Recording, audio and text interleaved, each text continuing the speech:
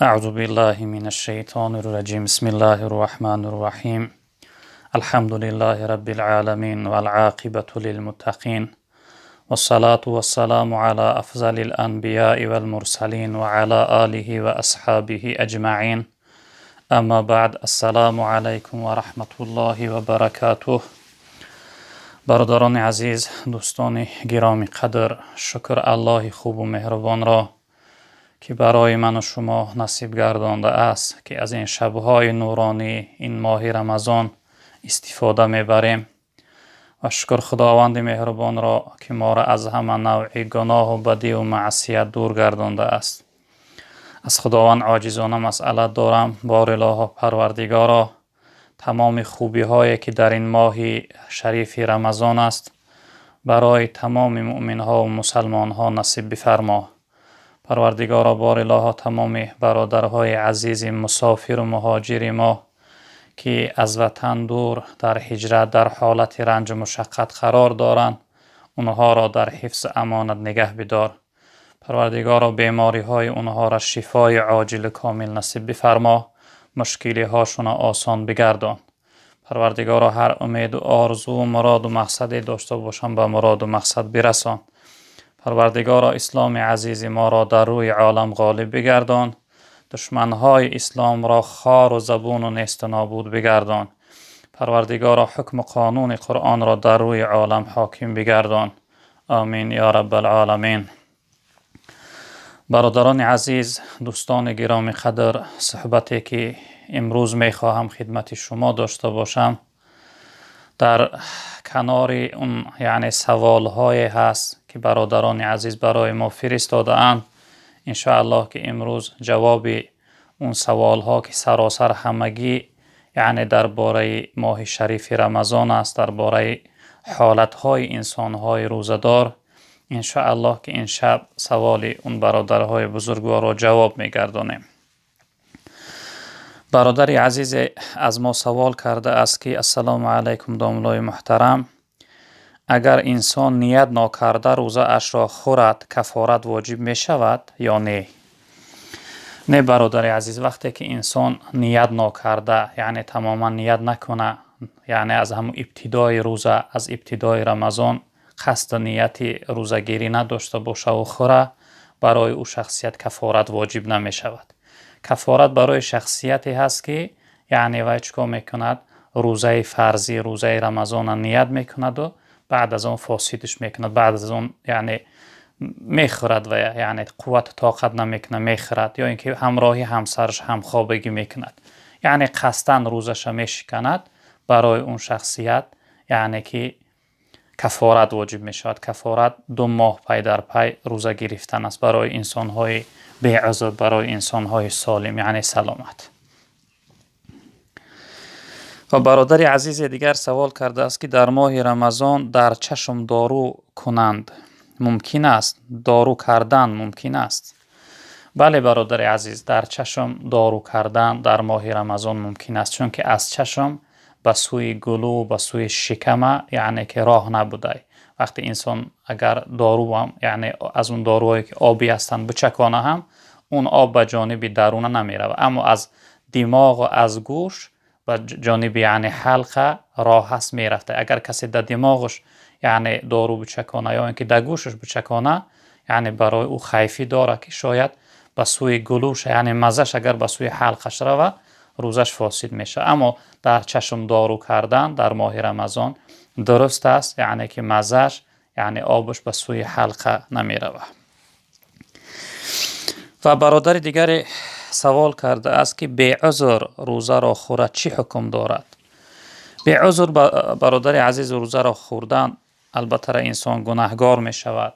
این خیلی گناه کبیره است که حتی شمس الدین ذهبی بسیار سخت گفتند در کتاب کبائر، گفتند و عند المؤمنین مقرر، گفتند در نزد تمام بزرگان دین، علمای دین، همه به این اقرار هستند که هر انسانی که اگر روزه فرضی ماه رمضان خورد و نگیرد، او در نزد علما بدتر از زناگر و شراب نوش و حتی از انسان بیدین است.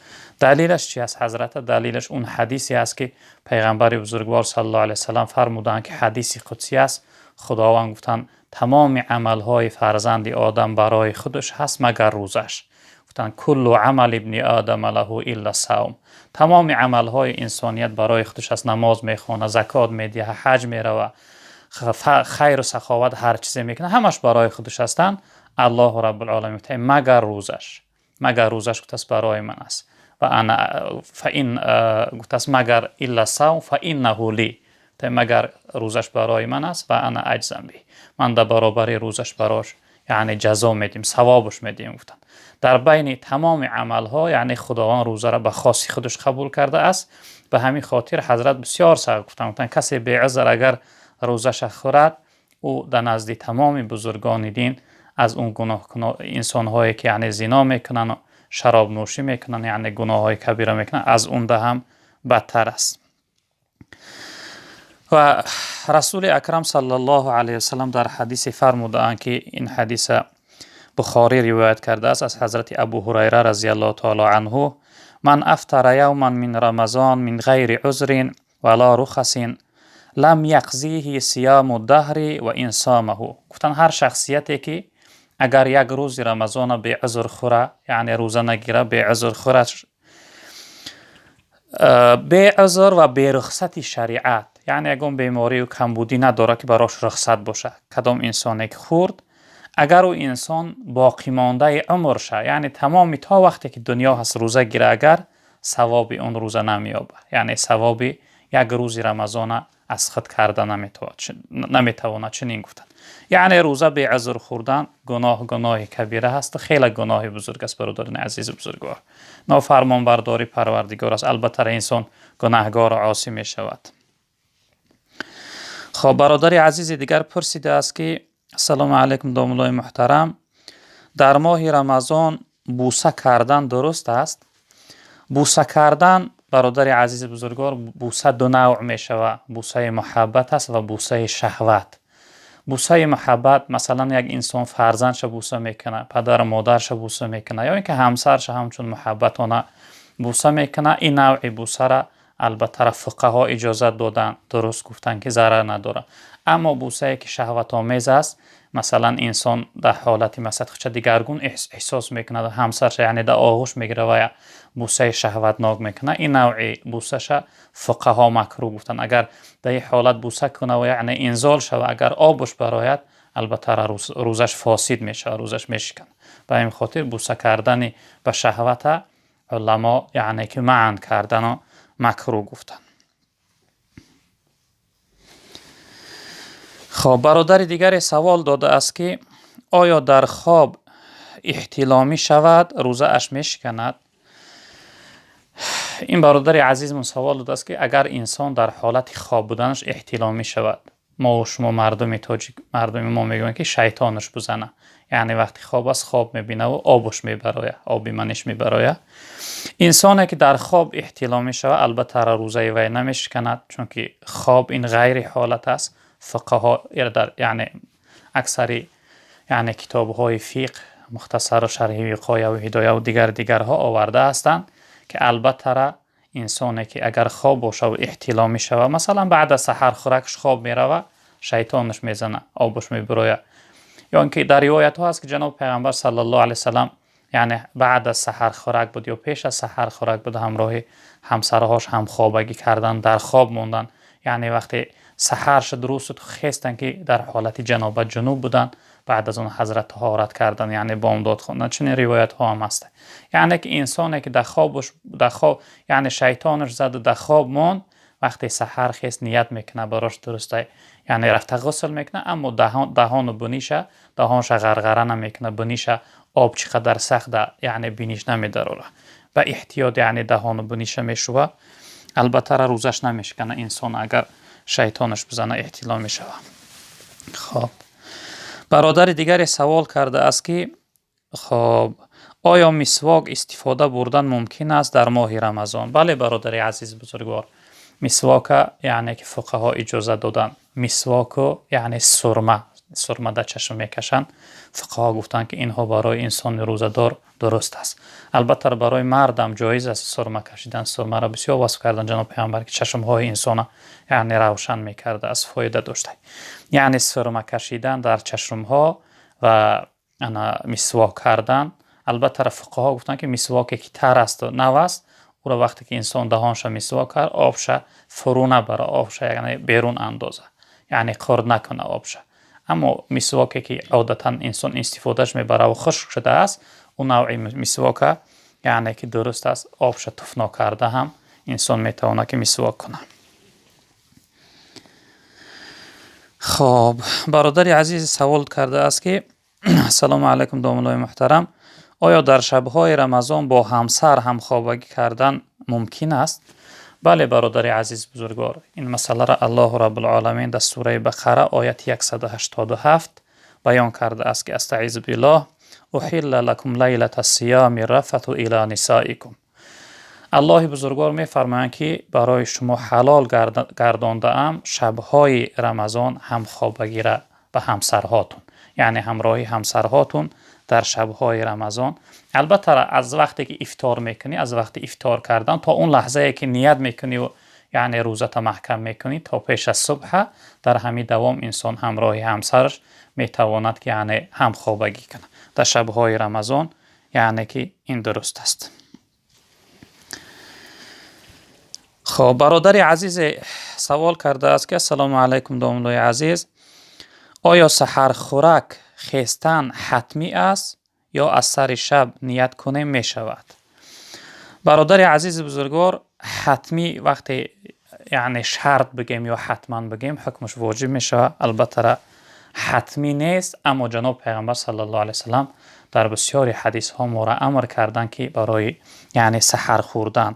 در روایتی که حدیث متفق علیه است، حدیث هم بخاری و هم مسلم است، حضرت فرمودند از حضرت انس ابن مالک رضی الله تعالی عنه روایتی که جناب پیامبر صلی الله علیه وسلم فرمودند که تسحروا فإن فی السحور برکة. گفتند شما سحر خوری کنید، در سحر خوری شما برای شما برکت است، یعنی خداوند برکت در حیات شما میاره. جناب پیامبر امر کردند که یعنی شما حرکت کنید که سحر خوری داشته باشه.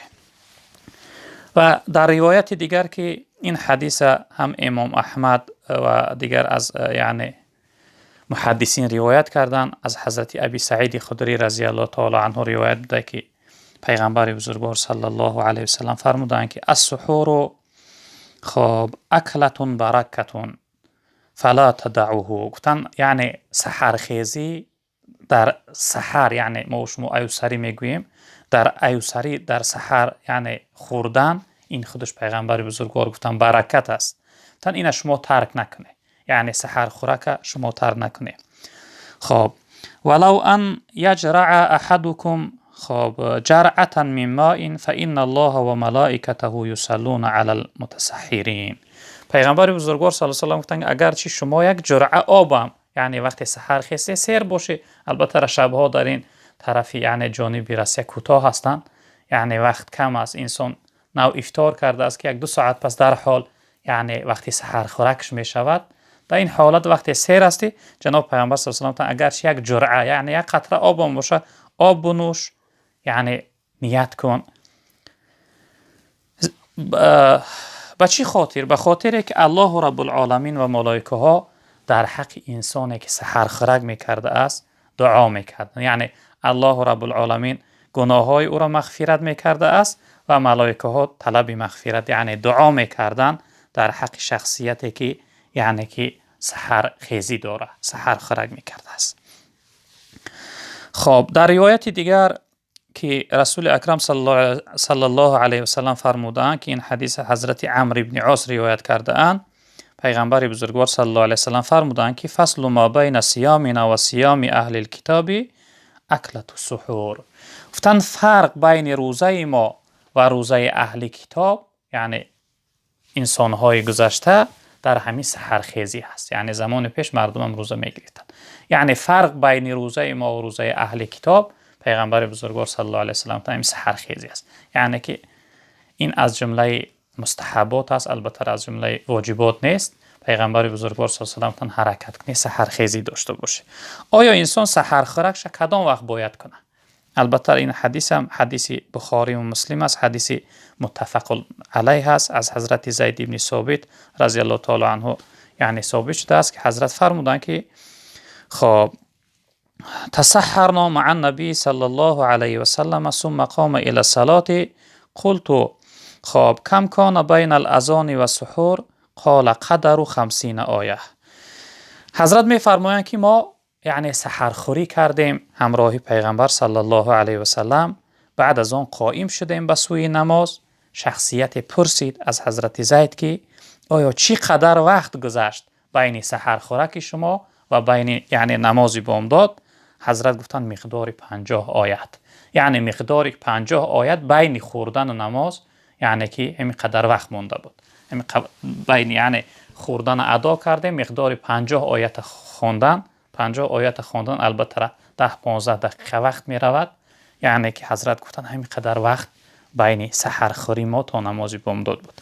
البته اگر هر انسانی که سحرخوری کنه براش بهتر است، چون که جناب پیغمبر صلی الله علیه و سلم امر کردن برای سحر خوراک کردن. خب برادر دیگری سوال کرده است که السلام علیکم دوستان محترم، آیا آدم روزدار دشنام دهد روزه اش می شکند؟ برادر عزیز، روزه اش نمی شکند اما گناهگار می شود، اما از ثواب روزه، از ثواب یعنی روزه گرفتن محروم می ماند. فقط فرضی از کلش ساقط می شود، اما از او روزه گرفته اش یعنی که فایده نمی کند، ثواب نمی گیرد. پیغمبر بزرگوار صلی الله علیه و سلم در حدیث فرمودند که این حدیث خب امام بخاری روایت کرده است از حضرت ابو هریره رضی الله تعالی عنه. می فرمایند که رسول اکرم صلی الله علیه و سلم فرمودند که من لم یدع قول الزور والعمل به فلیس لله حاجة فی ان یدع طعامه و شرابه. تن شخصیتی که ترک نکنه گفتار دروغ و عملی بده، بس از برای الله تعالی یگان حاجت نیست برای اینکه برای او شخصیتی او ترک کنه خوردن و نوشیدنش. یعنی پروردگار به نیاز است، با او حاجت نداره، با او محتاج نیست به روزه وی. وقتی که انسان وقتی که یعنی دروغگویی را و غیبت و حقارت و دشنام و گفتاری بده که ترک نکرد، خداوند به روزه او هیچ حاجتی نداره، یعنی از روزش او شخصیت یعنی ثواب هم نمیگیره. در روایت دیگر که این حدیث حضرت امام احمد روایت کرده است از حضرت ابو هریره رضی الله تعالی عنه، پیغمبر بزرگوار صلی الله علیه و سلم گفتند که رب صائم حظه من صيامه الجوع والعطش و رب قائم حظه من قیامه السحر.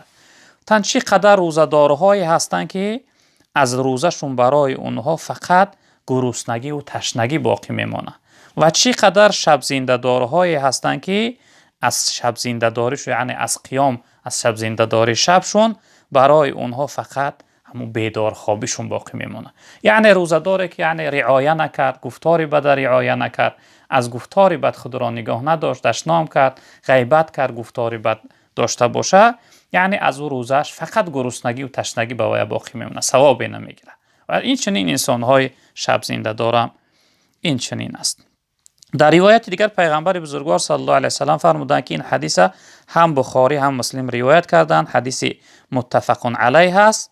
پیغمبر بزرگوار صلی الله علیه و سلم فرمودند که اذا اصبح احدکم یوما صائما فلا یرفث ولا یجهل فان امرؤ شاتمه او قاتله فلیقل انی صائم انی صائم.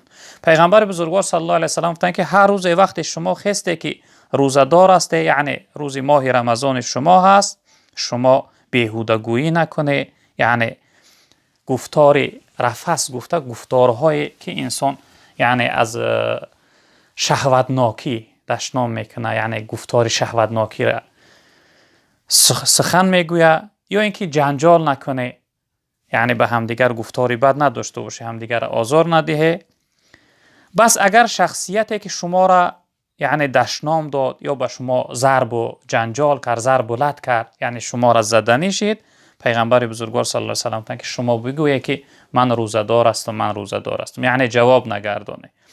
در شرح همین حدیث محدثون میفرمایند که انسان در حالت روزداریش حتی اون سخنهای خلوتانه که انسان همراهی همسرش میگوید، همین سخنها را هم براش گفتن معنی است، نادرست است. اگرچه در غیر رمضان اینها مباح هستند، درست هستند که انسان همراهی همسرش، یعنی بعضی کلمه ها جمله های که مثلا انسان در حالت همخوابگی استفاده میبره اون سخن ها را بگوید، اما در حالت روزه‌داریش یعنی که علما این جمله ها را منع کردن که این جمله ها هم گفتنشون یعنی درست نیست. مثلا یک انسان یک کس بگه فلانت میکنم نعوذ بالله، یا مثال همین جمله ها را، جمله هایی که از یعنی شهوتناکی هستند، اینها را پیغمبر بزرگوار صلی الله علیه و سلم منع کردن. حتی در روایت که این حدیث حضرت ابی هریره رضی الله تعالی عنه روایت کردن که رسول اکرم صلی الله علیه و سلم فرمودند که لیس الصیام من الاکل و الشرب انما الصیام من اللغو و الرفث فان صابك احد او جهل عليك فلتقل اینی صائم اینی صائم. پیغمبر بزرگوار صلی الله علیه و سلم فرمودند که روزه گرفتن فقط از خوردن و نوشیدن نیست. گفتن روزه گفتن از چی هست؟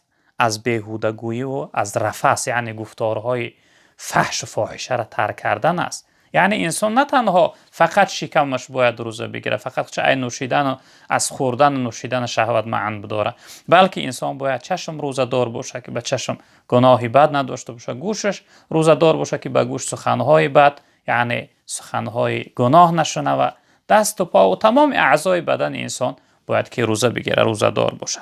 حضرت گفتن بس شخصیتی که شما را دشنام داد یا به شما جنجال کرد، یعنی این جمله ها را بگی به سوی که من روزه دار هستم، من روزه دار هستم، یعنی جواب نمیگردم. یعنی جناب پیغمبر صلی الله علیه و سلم تاکید کردن که جواب نگردونه. به این خاطر هر انسانی اگر یعنی در حالت روزه داریش دشنام کرد و سخنهای قبیح و بد گفت، البته او شخصیت فقط گرسنگی و تشنگی براش باقی میمونه، از روزه گرفتهش ثوابی نمیگیره. خب برادر دیگر سوال کرده است که سلام علیکم داملای مهربان، اگر طعام تیار باشد در دسترخوان پیش از نماز شام افطار کردن ممکن است؟ بله برادر عزیز ممکن است. البته برای انسان سنت است که پیش از یعنی نماز شام خوندن اول روزه شکشایه، اول افطار کنه، بعد از آن یعنی که چیکار کنه، بعد از آن نماز شام شب بخونه. چون که در حدیث ها ثابت است که این حدیث ابی داود روایت کرده، ابی داود و ترمذی روایت کردن از حضرت انس رضی الله تعالی عنه که کان رسول الله صلی الله علیه و سلم یفطر علی رطبات قبل ان یصلی فإن لم تكن رطبات فعلى تمرات فإن لم تكن حصوات من ماء. تم پیغمبر بزرگوار صلی الله علیه و سلم وقتی که وقت افطار می رسید به 2 دانه یعنی خرمای تر افطار میکردن، یعنی به خرمای تر افطار میکردن. اگر خرمای تر نمی بود بعد از اون به خرمای خشک افطار میکردن. اگر خرمای خشک نمی بود جناب پیغمبر صلی الله علیه و سلم یعنی به چند جرعه به چند قطره آب یعنی روزه را میکشودن، بعد از اون یعنی که نماز میخواندن. یعنی پیش از نماز خواندنشون جناب پیغمبر صلی الله علیه و سلم افطار میکردن. حتی در روایت پیغمبر بزرگوار صلی الله علیه و سلم گفتند که امتی من از نیکی دور نمیشه مادامی که افطار یعنی تعجیل کنه، وقتی نماز شام که رسید، وقتی که یعنی افطار نشست در حال افطار کنه و سحر خورکش یعنی تا آخری شب یعنی تا نزدیکی صبح تأخیر کنه. امتی من از خوبی و نیکی دور نمیشه. وقتی افطار پیغمبر بزرگوار صلی الله علیه و سلم فرمودند که اذا اقبل اللیل من ها هنا و ادبر النهار من ها هنا و غربت الشمس فقد افطر الصائم. تن وقتی که یعنی که وقتی که گفتن اذا اقبل اللیل من ها هنا، گفتن وقتی که شب از جانب آفتاب یعنی برآمد و روز به سوی یعنی جانب آفتاب شیشتن فرو رفت، اون لحظه وقتی که آفتاب شیش اون لحظه به تحقیق وقتی افطاری یعنی انسان روزه دار میشه، یعنی که در حال روزه انسان روزه دار اون لحظه کشوده میشه، همون لحظه انسان باید که یعنی افطار کنه. و این سوالی که برادر عزیز کرده است که آیا وقتی طعام یعنی آماده و تیار باشه انسان میتونه که اول طعام بخوره، یعنی اول طعام بخوره و بعد از اون نماز بخونه؟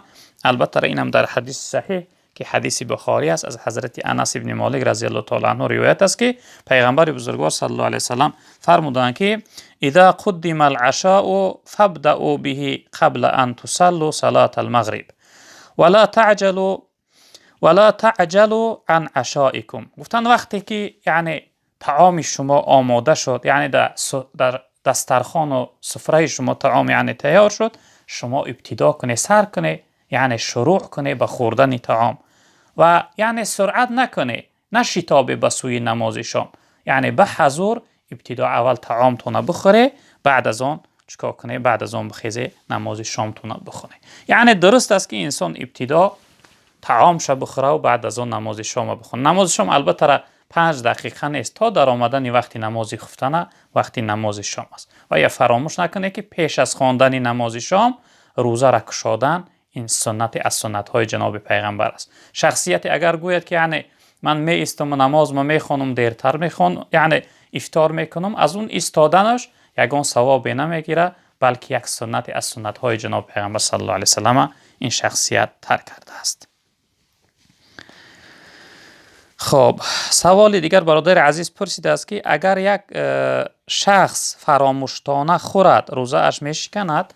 نه برادر عزیز، انسانی که فراموش که روزه دار بود خورد، در حالت یعنی روزه داریش فراموشتانه اگر خورد روزه او شخصیت نمیشکنه، روزش باقی است. چقدر بخوره، چی کم خوره، چی زیاد خوره، یعنی که روزش نمیشکنه. پیغمبر بزرگوار صلی الله علیه و سلم در حدیث مبارک شو گفتن که وقتی که انسان فراموشتانه خورد یا نوشید، او شخصیت روزش یعنی به بودی برسانه، چون که او انسان خداوند طعام داده است، شراب نوشانده است، یعنی که انسان به سبب فراموشتانه خوردن روزش نمیشکند. خب برادر دیگری پرسیده است که افطار دادن چی ثواب داره؟ البته افطار دادن ثواب زیادی داره برادر عزیز بزرگوار، که پیغمبر بزرگوار صلی الله علیه وسلم فرمودند درباره فضیلت ثواب افطار دادن که این حدیث ترمذی روایت کرده است از حضرت زید ابن خالد.